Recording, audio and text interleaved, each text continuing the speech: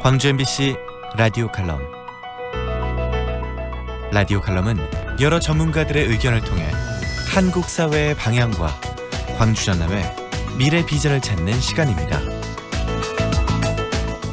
오늘은 정보 통제는 재앙을 더 키운다는 주제로 순천대학교 생물학과 박기영 교수와 함께합니다. 코로나19로 전 세계가 긴장에 빠져 있습니다. 여러 국가에서 중국행 비행기가 운행을 중지하였고 중국을 다녀온 사람들은 여행 보고를 해야 합니다. 중국의 우한 지역 등 일부 지역을 다녀온 사람들은 격리시설에서 2주간 격리된 생활을 해야 합니다. 우한 지역 교민들을 귀국시키는 특별기가 3차례나 투입되었습니다. 정말 초유의 사태가 벌어진 것입니다. 우리나라는 지난번 메르스 감염으로 혹독한 경험을 한 바 있습니다. 또한 신종플루를 비롯하여 사스 감염 등의 사건에서도 많이 놀랐습니다. 최근 들어 새로운 질병의 발생 빈도가 늘어나고 있으며 교통수단의 발달과 세계화 속에서 한 지역의 전염병은 빠른 속도로 전 세계에 퍼져나갑니다. 이번 전염병을 보면서 포르투갈의 작가인 주제 사마라구가 쓴 노벨 문학상 수상작인 눈먼 자들의 도시를 떠올리게 됩니다.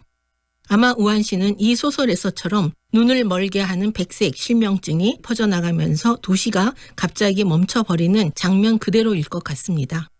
사실 접촉을 통해 그렇게 높은 비율로 바이러스가 옮겨지는 것을 보면 바이러스의 접촉자들에 대한 철저한 격리로 사태 악화를 막는 일이 급선무일 것이었습니다.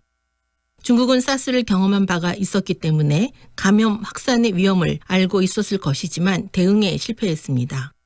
한 지역, 한 나라의 실패가 결국 전 세계를 감염 위험에 노출시키고 말았습니다. 이번 코로나19 사태를 보면 정확한 정보 공개를 통해 모든 시민이 참여하는 위기 대응이 얼마나 중요한지를 새삼 깨닫게 해줍니다. 작년 12월 30일에 중국 우한시 중심병원에 근무하는 한 젊은 의사인 리원양이 진료를 보다가 기침과 고열, 호흡 곤란을 겪고 있는 환자를 진료한 후 사스 바이러스 증후군이 다시 확산되는 것은 아닌가 하는 우려를 알리면서 동료 의사들과 소통을 했습니다. 그 결과 유사한 증상의 환자가 7명이나 더 있다는 사실을 알게 되었고 의사들 단체방에서 대책을 논의했는데 이 사실이 외부로 알려졌습니다. 처음 논의한 후 4일 후에 리원양은 유언비어 유포 혐의로 중국 공안에 체포되었고 훈계서에 잘못했다는 서명도 했다고 합니다. 진료 현장에서 생성된 최초의 경고를 공안이 개입하여 묵살하면서 정보를 통제하려 하지 않고 전문가들과 논의하면서 유의 깊게 주목하고 대책을 세웠다면 전 세계를 공포에 떨게 하는 사상 초유의 일은 발생하지 않았을지도 모릅니다.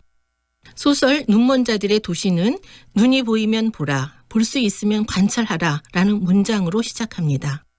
이 문장에 덧붙이고 싶습니다. 정확하게 관찰하라. 관찰된 내용을 정확하게 전달하라. 은폐로 사건을 해결할 수는 없습니다. 현대사회에서 정보를 공유하고 사회를 정확하게 진단하면서 대처하는 것이 얼마나 중요한지에 대해 경종을 울리면서 수많은 목숨을 앗아가고 있는 사건은 아직도 진행형입니다.